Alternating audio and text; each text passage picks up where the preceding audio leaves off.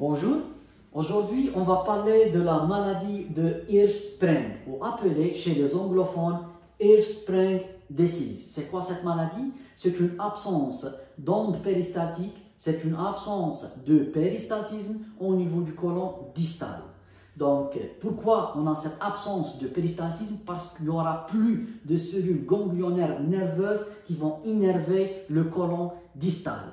Sur un plan historique, a été découverte ou a été décrite pour les premières fois, donc c'est à travers un médecin danois, qui est appelé Hirschsprung, d'où la nomination de cette pathologie. Donc il a décrit cette maladie pour 2 nouveau-nés qui ont décédé à cause de cette maladie. Je veux dire, il y a certaines complications qui peuvent rendre cette pathologie mortelle.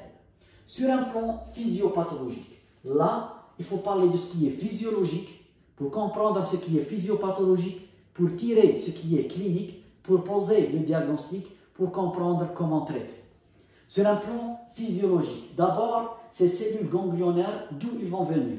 C'est que lors de la vie intra-utérine, donc lors de la grossesse, lors de la vie intra-utérine, on a certaines cellules neuroblastiques, des cellules neuroblastiques qui vont venir à partir de la crête neurale, qui vont donner naissance à ces cellules ganglionnaires. Ils vont migrer de la bouche jusqu'au canal anal. Ils vont donner naissance à des cellules nerveuses qui vont innerver le tube digestif pour assurer le péristaltisme digestif. Donc, il faut mentionner par exemple que la crête neurale, elle est responsable de donner naissance à des cellules ganglionnaires parasympathiques du tube digestif, d'une part. D'une autre part, ce sont les cellules ganglionnaires sympathiques qui sont localisées de part et d'autre de la colonne vertébrale. On revient. On va voir les cellules neuroblastiques qui vont migrer de la bouche jusqu'au canal anal. Ils vont donner naissance à des cellules ganglionnaires qui vont se localiser au niveau de la musculeuse et innerver la paroi digestive et donner le péristaltisme. À l'âge de 10 à 12 semaines, se termine cette histoire. Chez certains patients, à cause de certaines mutations, par exemple le gène RET, qui va donner une maturation précoce à la cellule neuroblastique. Quand elle va voyager de la bouche jusqu'au canal anal, elle va s'arrêter parce qu'elle a une maturation qui est précoce. Elle a terminé sa maturation et elle pense qu'elle n'est pas obligée de migrer encore pour terminer jusqu'au canal anal.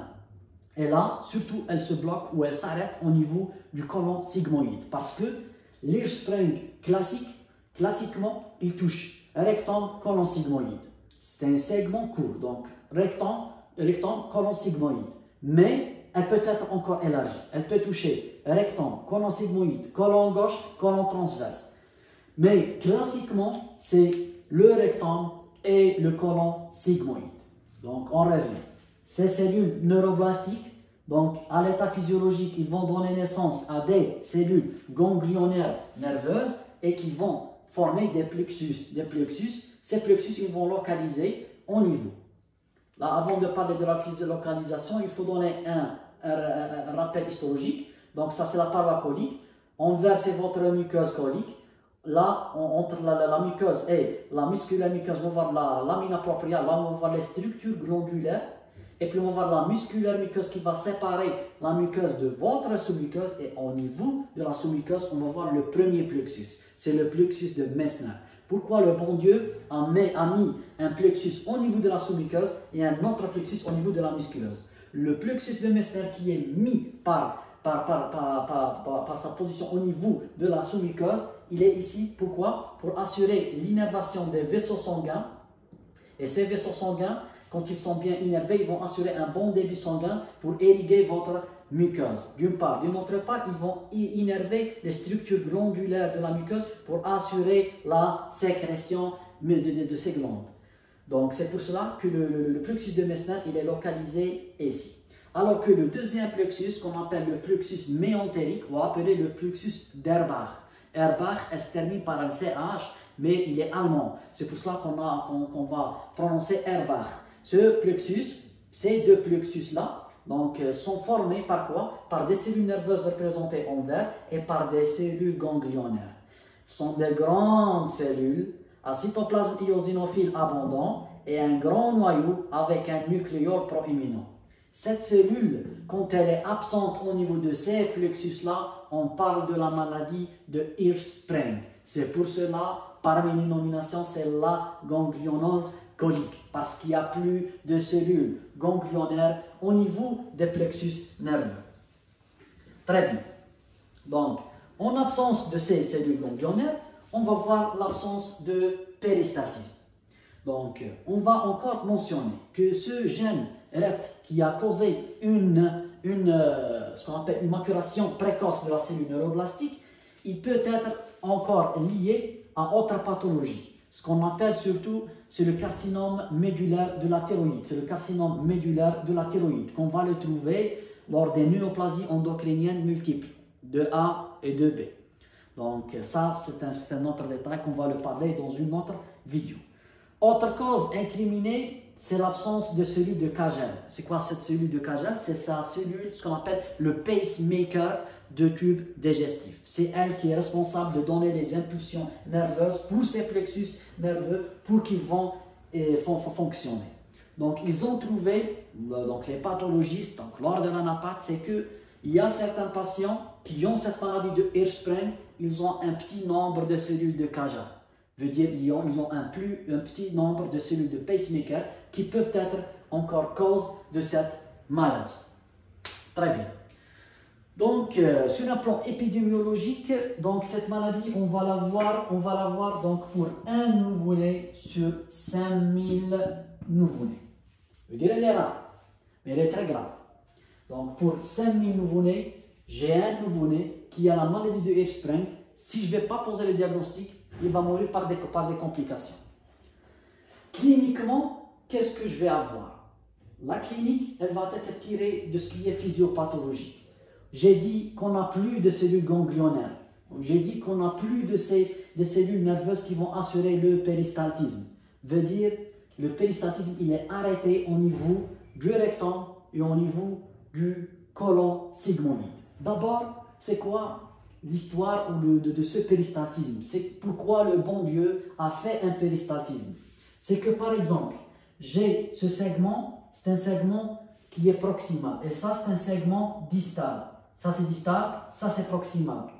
J'ai un bol alimentaire qui va venir ici. Quand il va venir ici, qu'est-ce qui va passer? Ça, il va se dilater. La partie proximale, elle se dilate. Quand elle se dilate, elle donne l'ordre à cette partie pour qu'elle se dilate encore. Et celle-ci, elle va se contracter. Quand elle se contracte, le bol alimentaire, il va aller vers un segment distal qui est relâché. C'est ça l'utilité de péristaltisme. Donc, j'ai le bol alimentaire, je dilate, et en même temps, c'est un réflexe pour contracter cette zone proximale, et je donne l'ordre pour la zone distale pour qu'elle fait le relâchement, il passe le bol alimentaire ou par exemple l'aisselle. Là, si mon problème est au niveau du rectum et au niveau du côlon sigmoïde, par exemple, ça va représenter côlon et rectum sigmoïde. Quand cette zone-là, elle n'est plus innervée, par des cellules ganglionnaires. Quand par exemple le bol alimentaire il est ici, ça elle se dilate et elle donne l'ordre pour se contracter elle-même, pour faire pousser les aliments ou les selles. Par suite, elle donne l'ordre à cette zone pour qu'elle se relâche. Mais cette zone, elle ne se relâche plus parce qu'il n'y a plus de ces cellules ganglionnaires parasympathiques qui sont responsables de donner le relâchement. Et donc cette zone, elle est en obstruction fonctionnelle à cause de cette contraction qui est présente ici. Et donc, en arrière, les selles ils vont provoquer une dilatation du côlon. Du côlon, dans ce cas, le côlon qui est le côlon gauche. Parce qu'on a dit que classiquement, elle touche rectum et côlon sigmoïde. Donc, on va voir le côlon gauche. On va voir une dilatation. C'est pour cela, donc cette dilatation, quand elle est très importante avec le temps, elle va donner ce qu'on appelle le mégacolon. C'est pour cela qu'elle est encore appelée mégacolon. Donc, ce mégacolon, il va donner donc naissance à la lumière noire des selles. Ces selles sont d'abord un peu liquides. Par suite, le côlon il est connu par sa capacité de l'absorption.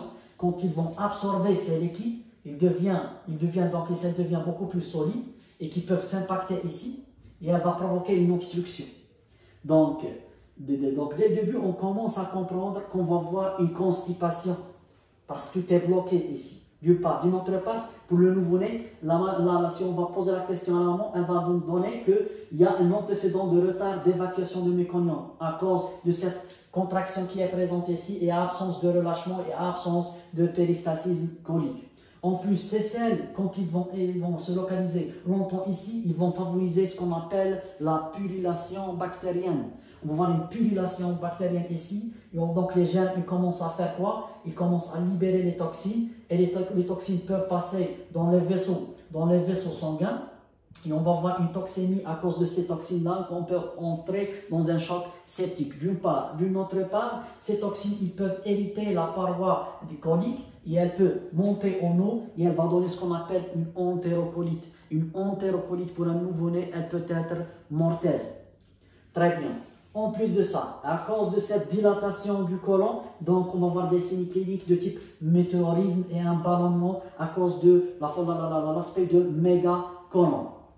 En plus de ça, avec le temps, donc on va voir des vomissements. À cause de blocage digestif en bas, on commence à voir des vomissements. Et parce que c'est un nouveau-né, donc il va pas avoir l'envie de manger ou de s'allaiter parce que tout est bloqué en bas. C'est un réflexe physiologique, de sorte cette absence d'alimentation, elle va donner une influence, ce qu'on appelle sur le développement staturopondéral. Veut dire il ne va pas avoir une bonne croissance. Très bien. En plus de ça, au niveau de l'ampoule rectale, donc si on va faire un test d'abord à la sonde rectale, on va voir des débâcles de sel. Pourquoi? Parce que au niveau de cette zone rectale, donc elle est très contractée. Au passage de la sonde elle va passer facilement parce que la contraction va faciliter ce glissement. Mais quand il va arriver au niveau des zones là où on a une béance, là on va provoquer, quand on va sortir notre sonde, on va avoir une débâcle de sel. Très bien, sans oublier que l'ampoule rectale, elle est vide. Pourquoi elle est vide? Parce qu'il y a la contraction qui est ici. Elle ne peut pas faire le relâchement pour recueillir les sels. Très bien. Donc ça, on a parlé des signes cliniques, de la physiopathologie et de ce qui est physiologie. Par suite, on peut parler de ce qui est diagnostic. Le diagnostic, on va faire un aspect. Donc abdomen sans préparation. On va trouver l'absence d'air au niveau de rectum et une présence d'une dilatation aérique au niveau des zones du côlon qui sont dilatées, donc au-dessus du côlon sigmoïde. Très bien. Si on va faire une manométrie rectale, on va voir une disparition de ce qu'on appelle le réflexe recto-anal inhibiteur. C'est quoi ce réflexe-là? Donc si on va pénétrer par une sonde et on va essayer de gonfler, la zone rectale.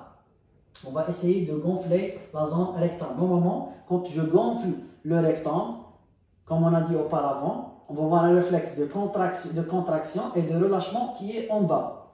Mais à cause de l'absence de ces cellules ganglionnaires, on va voir l'absence de ce réflexe. C'est pour cela appelé disparition de réflexe recto-anal inhibiteur. En plus de ça, si on va faire ce qu'on appelle le lavement opaque, donc par le balité, c'est logique. La zone où on a la dilatation, elle va être très marquée par le balité. On va voir une zone qui est rétrécie ici. Et on va voir entre les deux une zone appelée la zone transitionnelle. Et après les 24 heures, on va trouver que le balité est encore ici sur les clichés d'évacuation. Parce qu'on peut pas, on n'a plus de péristaltisme. Mais le diagnostic ne pourra être confirmé que par l'anapathe, donc par le médecin pathologiste.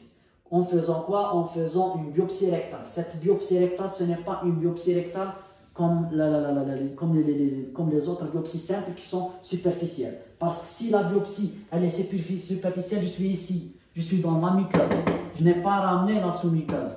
Et moi, je vais chercher le plexus au niveau de la sous-muqueuse ou au niveau de la musculeuse.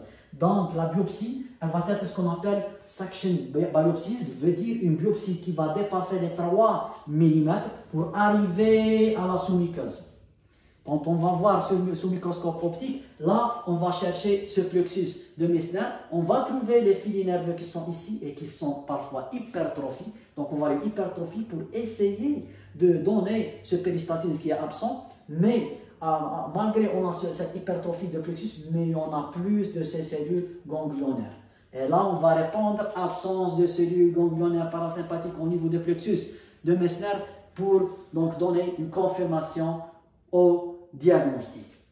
Très bien.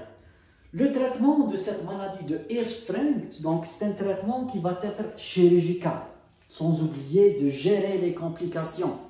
Il y a une complication qu'on n'a pas mentionnée, c'est que quand le côlon il va être dilaté, il va donner un aspect de mégacolon, il peut avoir une rupture. Cette rupture elle peut donner une péritonite et on va voir donc la mort de patient. Donc il faut toujours gérer les complications, puis le traitement c'est un traitement chirurgical. Il faut que je vienne ici et on va faire une résection du côlon qui est aganglionique, veut dire il n'a pas de cellules ganglionnaires. On va faire la résection et puis on va faire l'établissement de la continuité avec le canal anal. Donc c'est un traitement qui est purement chirurgical. Donc il y a un détail qu'on a passé au début, c'est le RET. Quand on a parlé de RET, et on a dit qu'ils peuvent donner un carcinome médulaire de la thyroïde. Là, ce carcinome médulaire de la thyroïde il peut être donc, associé avec les deux néoplasies endocriniennes multiples, néoplasies endocriniennes multiples de A et de B. De sorte que donc de A et de B, donc c'est que dans le 2A on va voir un carcinome médulaire de la thyroïde, un phéochromocytome et une hyperparathyroïdie. Et alors que dans le 2A de 2B, on va voir encore dans 100% carcinome médulaire de la thyroïde, phéochromocytome, et pas d'hyperparathyroïdie. Donc c'est ça la maladie de Hirschsprung d'une façon générale. Et donc on vous remercie.